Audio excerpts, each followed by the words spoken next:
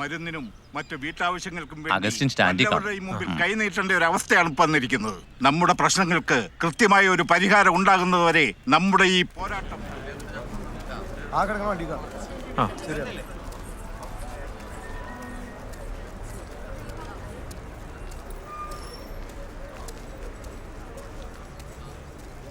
ചേട്ടാ ഞാൻ കുറെ വിളിച്ചായിരുന്നു. ചേട്ടൻ ഓഫീസിൽ കുറെ വന്നായിരുന്നല്ലേ. ഞാനൊരു കേസിന്റെ കാര്യത്തിൽ തിരക്കിൽ ഓട്ടത്തിലായി പോയി. നമ്മുടെ കേസിനെ ഇപ്പോഴാണെങ്കിൽ ഒന്ന് മൂവ് ചെയ്ത് കഴിഞ്ഞാ ചേട്ടാ ചേട്ടാ എന്തു പറ്റി? ചേട്ടാ ആരെങ്കിലും ഒന്ന് പറഞ്ഞേ. ചേട്ടാ ചേട്ടാ അയ്യോ ചേട്ടാ ആരെങ്കിലും ഒന്ന് പറഞ്ഞേ. ചേട്ടാ ചേട്ടാ ആരും ഒന്ന് പറഞ്ഞേ. ആരും ഒന്ന് ആംബുലൻസ് വിളിക്കൂ.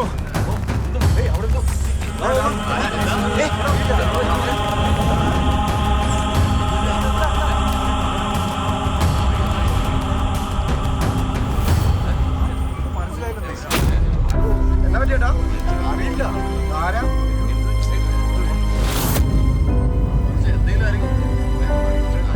ഹോസ്പിറ്റലിൽ കൊണ്ടു.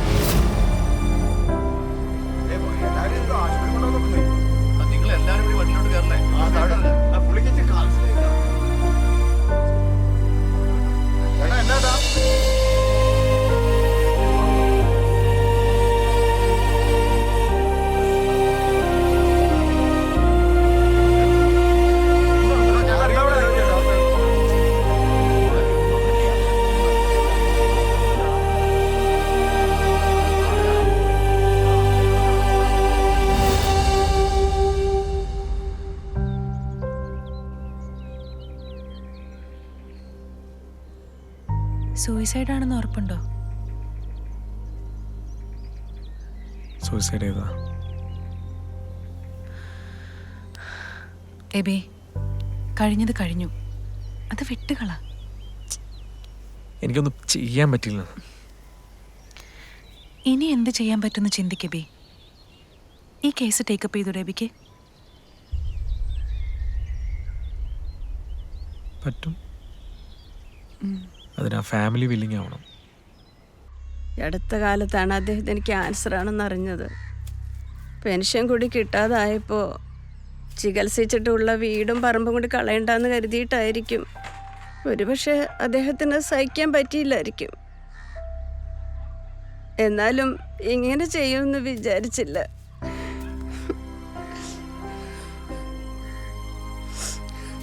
കോടതി വഴി നമുക്ക് എന്ത് ചെയ്യാൻ പറ്റുമെന്ന് നോക്കാം.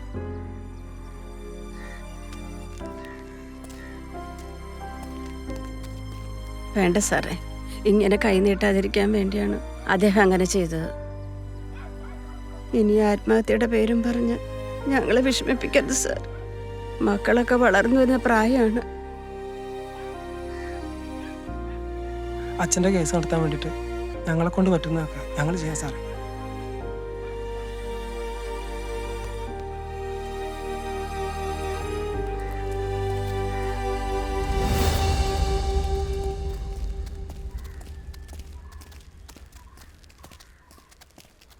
എബി സർ, നമ്മൾ വാങ്ങുന്ന ഫീസല്ല ഒരു കേസിന്റെ വില.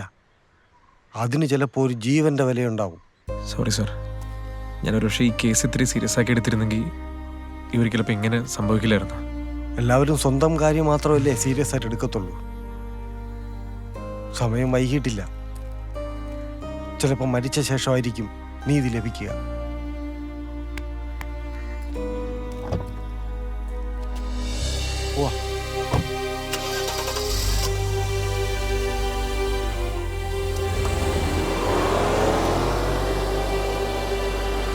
ഇപ്പോഴത്തെ KSRTCയുടെ പ്രതിദിന കളക്ഷൻ ഏകദേശം 6 കോടി രൂപയാണ്.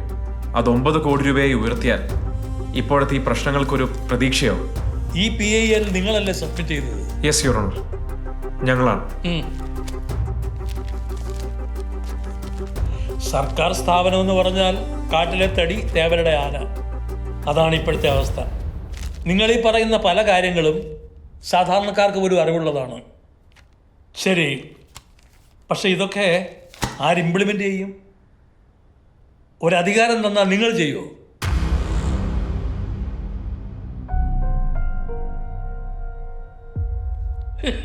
വെറുതെ ഓരോന്ന് പറയാൻ എളുപ്പമാണ്. പറ്റും.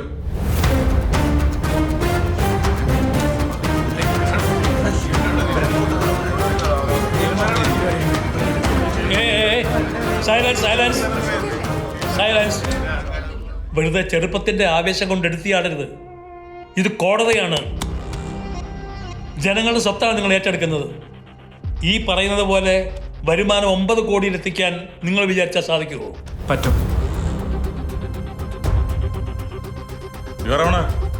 ഇവരെങ്ങനെ? ഉചിതമായ തീരുമാനം കോടതിക്ക് എടുക്കാം. എന്തായാലും ഇനി ഒരു ആത്മഹത്യ ഉണ്ടാകാൻ പാടില്ല. ഇതിനൊക്കെ നിയമപ്രശ്നങ്ങളില്ലേ? നിയമപ്രശ്നങ്ങൾ കോടതിയുടെ നിർദ്ദേശങ്ങൾ സർക്കാരിന് സമർപ്പിക്കും. അവർക്ക് തീരുമാനിക്കാം. അവരുടെ തീരുമാനം എതിരാണെങ്കിൽ അപ്പോഴെന്ത് ചെയ്യണമെന്ന് കോടതി തീരുമാനിക്കും. കോടതിക്ക് അങ്ങനെയൊക്കെ തീരുമാനം എടുക്കാൻ പറ്റും. പിന്നെ ഒറ്റ ദിവസം കൊണ്ട് കംപ്ലീറ്റ് വാറ് കൂട്ടിച്ചതാ. പിന്നെയാണിത്. യുവർ ഓണർ, എന്തുകൊണ്ട് ഇവരെ തന്നെ? ഇവർ നൽകിയ പഠന റിപ്പോർട്ടിൽ പല കാര്യങ്ങളും ശരിയാണെന്ന് തോന്നിയത് കൊണ്ട്, ഇവർ ചെയ്യുന്ന കാര്യങ്ങൾ വോട്ടിന് വേണ്ടിയോ പണത്തിന് വേണ്ടിയോ അല്ലാന്ന് കോടതിക്ക് ഉത്തമ ബോധ്യമുള്ളതുകൊണ്ട്, എബോവ് ആൾ ഇവർ സാധാരണക്കാരാണ്. They represents the public. All the best.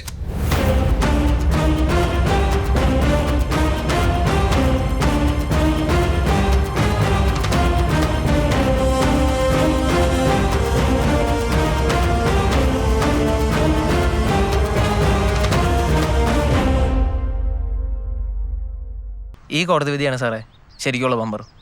ഈ നാട്ടിലെ രാഷ്ട്രീയക്കാരൻ എന്ന നിലയിൽ ഈ കോടതി വിധിയെ താങ്കൾ എങ്ങനെ നോക്കിക്കാണുന്നു? കോടതി വിധി കൊള്ളാം, പക്ഷേ ഈ 3 ചെറുപ്പക്കാർക്ക് സാധ്യമാവുമെന്ന് തോന്നുന്നില്ല. എന്നെ പോലെ അനുഭവ സമ്പത്തുള്ള രാഷ്ട്രീയാചാര്യന് തീർച്ചയായും KSRTC ലാഭകരമാക്കി കഴിഞ്ഞേക്കും. പക്ഷേ ഉപദേശം വേണമെങ്കിൽ അവർ ഇങ്ങോട്ട് വരണം. ഞാൻ അങ്ങോട്ട് പോകില്ല. അപ്പൊ ശരി, കാണാ. ഓ, എന്തൊരു നല്ലതാണോ. ഞാൻ എന്ത് പറയാനാ, ആര് വന്നാലും കണക്കാ. വളരെ നല്ല വിധിയാണ്. നമ്മളെ പോലുള്ള ചെറുപ്പക്കാർ വരണം, എന്നാലേ നാട് നന്നാവത്തുള്ളൂ. തീർച്ചയായിട്ടും നല്ല അഭിപ്രായം. അതായത് ഈ കൊടികളുടെ നിറം നോക്കാതെ രാജ്യത്തിന്റെ പുരോഗതിക്ക് വേണ്ടിയിട്ടുള്ള ഈ കോടതി വിധിയെ ആത്മാർത്ഥമായി ഞാൻ സ്വാഗതം ചെയ്യാണ്. എന്തായാലും 3 പേർക്ക് എൻ്റെ ഓൾ ദ ബെസ്റ്റ്. വിധി എന്ന് വെച്ചാൽ കളക്ഷൻ കൂടി കൊണ്ട് KSRTC രക്ഷപ്പെടണമെന്നൊന്നുമില്ല. എങ്കിലും ഇതൊരു ശുഭപ്രതീക്ഷയാണ്. എന്നാലും ഞങ്ങൾ ചെയ്യാനുള്ള ജോലി നമ്മൾ തന്നെ ചെയ്യണമല്ലോ. 6 മാസം കൊണ്ടായി ഇത് എന്താവുന്നായി പറയുന്നേ? ഇവിടെ ഈ പന്തലിൽ ഞങ്ങളോടൊപ്പം ഉണ്ടായിരുന്ന ഒരാളായിരുന്നു അഗസ്റ്റിൻ. വിധിയെ ഞങ്ങൾ സ്വാഗതം ചെയ്യുന്നു. ദിവസേന 9 കോടിയിലേക്ക് എത്തിയാൽ ഒരു ചെറിയ പ്രതീക്ഷ ലഭിക്കും. ആ 3 പേരിലാണ് ഞങ്ങളുടെയൊക്കെ പ്രതീക്ഷ മുഴുവൻ.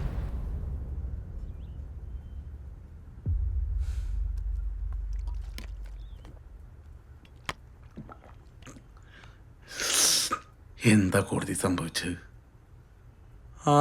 എനിക്കറിയില്ല. ആ ജഡ്ജി എന്തൊക്കെയോ ചോദിച്ചു. ഇവനാണെങ്കിൽ വായി തോന്നിയ എന്തൊക്കെയോ വിളിച്ച് പറയുകയും ചെയ്തു.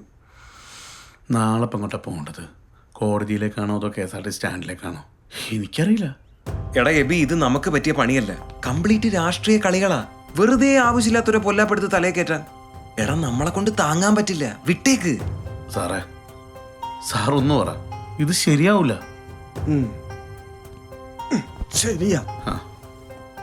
ശരിയാവൂല. ആ, എന്നാ പറ്റൂല എന്ന് എഴുതി കൊടുത്തിട്ട് വല്ല US യൂറോപ്പിലോ പൊയ്ക്കോ. എന്നിട്ട് നാട്ടിൽ അത് ശരിയല്ല ഇത് ശരിയല്ല എന്ന് പറഞ്ഞ് വാട്സപ്പിലും ഫേസ്ബുക്കിലും ഒക്കെ കുത്ത്. നിന്റെ നാട് നന്നാവണമെങ്കിൽ നീ മുന്നിട്ടിറങ്ങണം. സർ, മുന്നോട്ടുള്ള പ്രശ്നങ്ങൾ ഉണ്ടായാൽ നേരിടണം.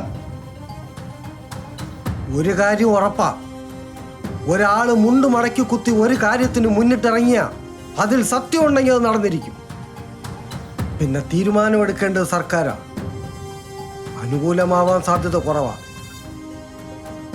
അങ്ങനെയാണേൽ അപ്പം നോക്കാം. സുപ്രധാനമായ മുന്നണി യോഗത്തിലേക്ക് ഗതാഗത മന്ത്രി ഇതാ എത്തിച്ചേരുകയാണ്. നമ്മുടെ പ്രതിനിധി ദിയ തത്സമയം ചേരുന്നു. സർക്കാരിന്റെ തീരുമാനം അതെന്തു തന്നെയായാലും ഈ യോഗത്തിന് ശേഷം അറിയാൻ കഴിയുമെന്നാണ് പ്രതീക്ഷ. ഗതാഗത മന്ത്രി നമ്മോടൊപ്പം ചേരുന്നു.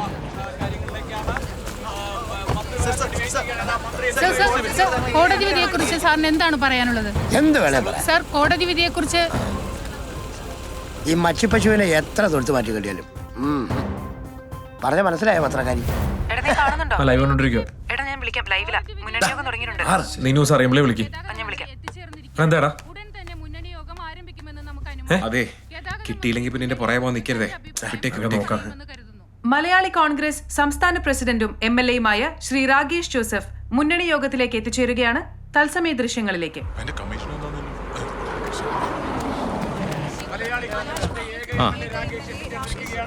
ശരി. ഞാൻ ഒറ്റയ്ക്കല്ലോ തീരുമാനം എടുക്കേണ്ടത്.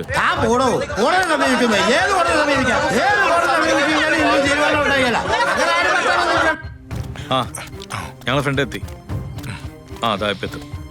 ഇന്ന് സാറ് വെള്ളം ആരാടുവന്മാര് അറിയില്ല. പോലീസിനോട് അന്വേഷിക്കാൻ പറഞ്ഞിട്ടുണ്ട്. നമ്മുടേതായ രീതി നന്നായിട്ടൊന്ന് അന്വേഷിക്കാൻ പറ. എസ് ഐ നമ്മുടെ ആളാ. സാർ പോയിക്കോട്ടെ. ഇതൊന്ന് കഴിഞ്ഞു എന്തെങ്കിലും ഉണ്ടെങ്കിൽ എന്നോട് ചോദിച്ചോളൂ, ഞാൻ പറയാം. രാകേഷ് സാർ വരുന്നില്ല.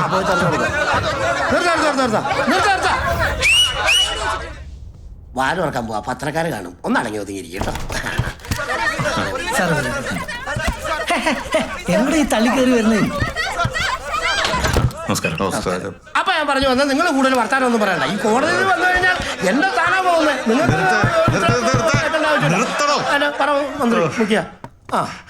ഒന്ന് പറയടോ. അതെ, സാറിന്റെ പല്ലെടുത്തിരിക്കണം, അധികം മിണ്ടാൻ പറ്റത്തില്ല. അല്ലേലും ഇവിടെ ഒന്നും മിണ്ടാനുള്ളത്. വക്കീലേ, നാളെ തന്നെ നടക്കില്ലെന്നുള്ള കാര്യം കോടതിനെ അറിയിച്ചാണ് കേട്ടോ. വക്കീലേ, നല്ല പോലെ പൈസ മുടക്കി കണ്ടവന്റെ കയ്യും കാലും പിടിച്ച് 10-30 ദിവസം പേരും കൊണ്ടിട്ടാ ഞാൻ ഇവിടെ ഞെളിഞ്ഞു വന്നിരിക്കുന്നത്, അറിയാവോ? അല്ലാതെ ആരെങ്കിലും തൂങ്ങിച്ചെത്തുന്നു കരുതി അതിന് പരിഹാരമായിട്ടേ വല്ലവനെയും കെട്ടിയെഴുന്നള്ളിച്ചോണ്ട് ഇവിടെ ഇരുത്താൻ ഞാൻ സമ്മതിക്കല. അത്രേ ഉള്ളൂ. അതെ അതെ, ഇതൊക്കെ മുളയിലെന്നുള്ളല്ലോ സാറേ. അല്ലെ വഴിയെ പോകുന്നവനൊക്കെ നാളെ കൊടിവെച്ച കാലിൽ പറക്കും. വക്കീലെ, എല്ലാ കാര്യത്തിലും തീരുമാനമായി. അപ്പൊ നാളെ തന്നെ കോടതിയിൽ ഈ പരിപാടി നടക്കില്ലെന്നുള്ള കാര്യം അറിയിച്ചാലേ.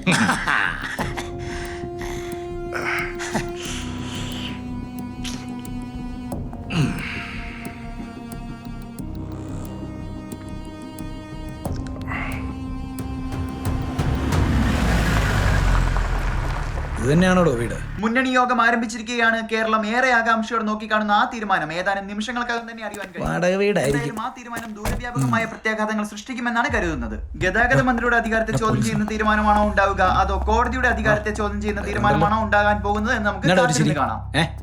എന്താ സാർ? ഏയ് ഒന്നുമില്ല, നിങ്ങളൊക്കെ ഭയങ്കര ഫേമസ് അല്ലേ, അപ്പൊ ഒന്ന് പരിചയപ്പെട്ടിരിക്കാന്ന് വിചാരിച്ചു. സാറേ, വിനു നിന്നെ പറ്റിയൊക്കെ നന്നായിട്ട് അന്വേഷിക്കണമെന്ന് പ്രത്യേകം പറഞ്ഞിട്ടുണ്ട്. ഐഡിയ എടുത്തോ.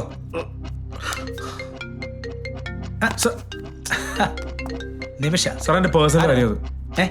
എന്റെ പേഴ്സണൽ കാര്യം എന്റെ ഫോണിന് ഇതൊന്നും സാർ ഇടേണ്ട ആവശ്യമില്ല. എന്താ കാര്യം നിങ്ങൾ എന്തീ കാണിക്കുന്നേ? അതേടാ, പേഴ്സണൽ കാര്യം മാത്രം നോക്കിയാ മതി, വല്ലാണ്ടങ്ങ് തിളക്കല്ലേ. നീയൊക്കെ സാധാരണക്കാരനാ, അപ്പൊ സാധാരണക്കാരന്റെ പണി മാത്രം ചെയ്താൽ മതി. ജനവികാരം കണക്കിലെടുത്തുകൊണ്ട് സർക്കാർ കോടതിയുടെ ശുപാർശ അംഗീകരിക്കാൻ തീരുമാനിച്ചിരിക്കുന്നു. ജനങ്ങളുടെ ക്ഷേമമാണ് ഈ സർക്കാരിന്റെ ലക്ഷ്യം. സാർ, ഇത് ക്യാബിനറ്റ് കൂട്ടായ തീരുമാനമാണോ? എല്ലാ നല്ല കാര്യങ്ങൾക്കും ചില എതിർപ്പുകൾ ഉണ്ടാകുമല്ലോ. സർക്കാർ ഈ 3 പേരെ സപ്പോർട്ട് ചെയ്യുന്നു. ഇനി കേരള ട്രാൻസ്പോർട്ട് കോർപ്പറേഷൻ ദിവസേന 9 കോടിയിലേക്ക് എത്തിക്കേണ്ടത് ഇവരുടെ ഉത്തരവാദിത്തമാണ്. നന്ദി, നമസ്കാരം. സുപ്രധാനമായ ഒരു തീരുമാനമാണ് മുഖ്യമന്ത്രി മാധ്യമങ്ങളെ അറിയിച്ചിരിക്കുന്നത്. അഡ്വക്കേറ്റ് ശ്രീകാന്ത് പണിക്കരുടെ ജൂനിയേഴ്സായ എബി മാത്യു, വിനു ജനാർദ്ദനൻ, പോൾ വർഗീസ് എന്നിവരെ സ്പെഷ്യൽ പോസ്റ്റ് നൽകി കേരള ട്രാൻസ്പോർട്ട് കോർപ്പറേഷന്റെ ചുമതലക്കാരായി നിയമിച്ചിരിക്കുന്നു. കോടതിയുടെ നിർദ്ദേശം അതേപടി മുന്നണി യോഗം അംഗീകരിക്കുകയായിരുന്നു.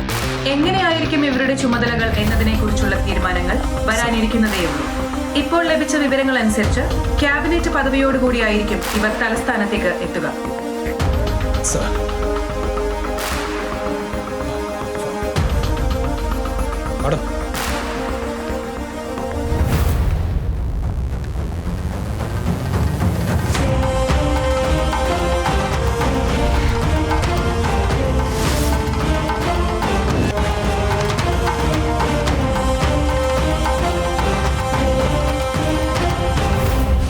ഈ മന്ത്രിയായ സമയം കൊണ്ട് വല്ല ജഡ്ജിയാകായിരുന്നു. അങ്ങനെയാണെങ്കിൽ സ്വന്തമായിട്ട് തീരുമാനം എടുക്കാറുണ്ടല്ലോ. സാറ് ഈ വായിൽ പഞ്ഞം കുത്തി കയറ്റി വെച്ചോണ്ടിരിക്കാതെ വാ തുറന്ന കാര്യം പറ. ഒന്ന് അടങ്ങടോ. തനിക്കെങ്ങനെ പറയാം? എന്റെ സീറ്റാ പോകുന്നത്. എടോ, ആരുടെ സീറ്റും പോകുന്നില്ല. 5-6 മാസം കൈയിട്ട് വരാൻ പറ്റില്ല, അത്രേ ഉള്ളൂ. അപ്പൊ ഫെസിലിറ്റി എല്ലാം ഉണ്ടല്ലോ അല്ലേ? അങ്ങനെയാണെങ്കിൽ ഓക്കെ. സാറിന്റെ ഒറ്റൊരാളുടെ പിടിവാശി കൊണ്ട് അവന്മാർക്ക് ഇത് അനുവദിച്ചു കൊടുത്തേ.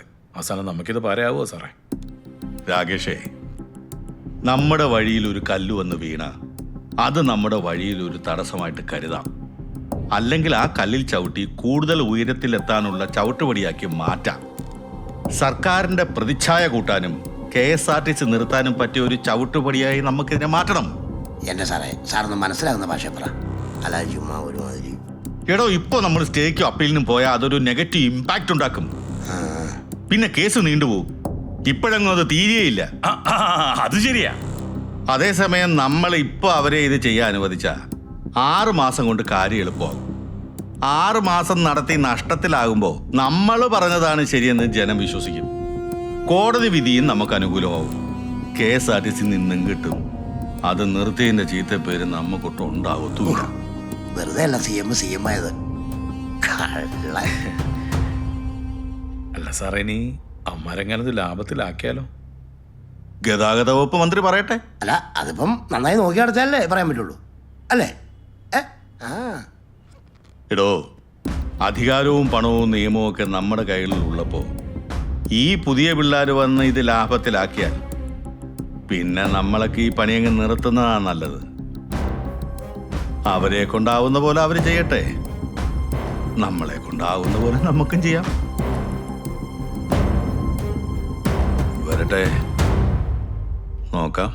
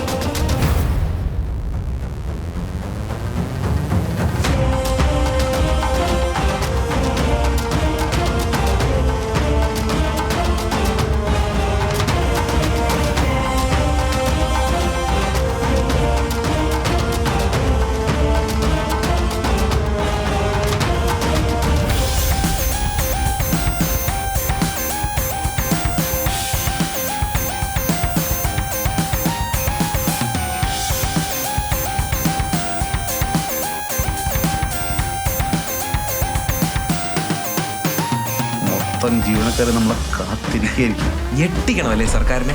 എല്ലാ ജീവനക്കാരെയും മോട്ടിവേറ്റ് ചെയ്ത് പെട്ടെന്ന് മോട്ടിവേറ്റ് ചെയ്യാൻ ആരെയും കാണുന്നില്ലല്ലോ. സ്റ്റാഫൊന്നും ഇല്ലേ? ആരും വന്നില്ലേ? ചാച്ചാജി തട്ടി വിളിച്ച് ചാച്ചാജിയോട് ചോദിക്കാം. ഹലോ, ആരാ? ജോലിക്ക് കോടതി വിധി. ഞാൻ KP അമൃത്, നിങ്ങളുടെ PA ആണ്. പെട്ടെന്നായതുകൊണ്ട് ഒരുക്കങ്ങളൊന്നും പൂർത്തീകരിക്കാൻ പറ്റിയിട്ടില്ല. സാരമല്ല. എന്നാലും നിങ്ങൾക്ക് വേണ്ടി എന്തോ ഞാനിവിടെ കരുതി വെച്ചിരുന്നല്ലോ. ഇത് അത് തന്നെ വെച്ചോ, നിങ്ങൾക്കുള്ളതാ. വെച്ച ആരും വന്നില്ലേ? അല്ല, വരാൻ സമയമായില്ല. മണി 10 അത് ശരിയാണ്. അല്ല, പറഞ്ഞിട്ട് കാര്യമില്ല. എല്ലാവരും യൂണിയൻകാരും ഈ പിടിപാടുള്ളവരൊക്കെയാണേ. ക്യാബിനിലേക്ക് ഇരിക്കാം, വാ. നിങ്ങൾ എന്തിനാ ഏറ്റത്? ഇത് നടക്കാവുന്ന വല്ല കാര്യമാണോ? പറഞ്ഞിട്ടെന്ത് കാര്യം? അല്ല, പേടിക്കൊന്നും വേണ്ട, ഞാൻ ഉണ്ടല്ലോ. ഒരു 6 മാസം തട്ടിയും മുട്ടിയും എങ്ങനെയെങ്കിലൊക്കെ തീർക്കുന്ന കാര്യം ഞാൻ പറഞ്ഞുതരാം. Good morning sir. Good morning. പുതിയ അപ്പോയിൻമെന്റ്, അതാണ് ഇത്ര ആത്മാർത്ഥത. ഇരുന്നിരുന്നോ, ഒക്കെ നമ്മുടെ ആൾക്കാരാ. ശരി സാർ. ഒരു 11:30 ആകുമ്പോഴേക്കും DTOയും നേതാക്കന്മാരും യൂണിയൻകാരൊക്കെ വരും. കാര്യങ്ങളൊക്കെ ഞാൻ പറഞ്ഞ് മനസ്സിലാക്കിക്കോളാം. പിന്നെ എന്താവശ്യം ഉണ്ടെങ്കിൽ വിളിച്ചോ, ഞാൻ ഉണ്ടാവും. ശരി, കേറിക്കോ. എന്ത് കാര്യം അനുഭവിക്കും. ഞാൻ ഇതുവരെ വിചാരിച്ച സർക്കാർ ഓഫീസിൽ എന്തെങ്കിലും ആവശ്യത്തിന് ചെന്നാലേ വെറുപ്പിക്കലുള്ളൂ. ഇതിപ്പോ ജോലി ചെയ്യാൻ ചെന്നാലും നെഗറ്റീവ് ആണല്ലോ. ഒരു 11 ആകുമ്പോഴേക്കും ബാക്കിയുള്ള ആൾക്കാർ വരില്ലേ? നല്ലൊരു ടീം സെറ്റാക്കാം, ബാ.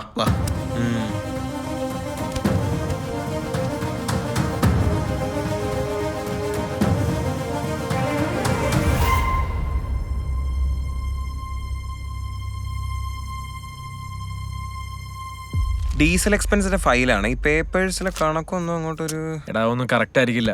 കറക്റ്റ് ആണെങ്കിൽ ഇതിപ്പോ ഈ അവസ്ഥ വരുമോ? സാർമാരെ കാണുന്നുമില്ല. ഞാൻ നേരത്തെ പറഞ്ഞില്ലേ, DTOമാരും യൂണിയൻകാരൊക്കെ വന്നിട്ടുണ്ടേ. അവരെന്തൊക്കെ പറയായിരിക്കും. നിങ്ങൾ പേടിക്കാനും വേണ്ട. വാ വാ, ഞാനുണ്ടല്ലോ. പോയിട്ട് വാ. തീരുമാനം ആയിക്കോളൂ.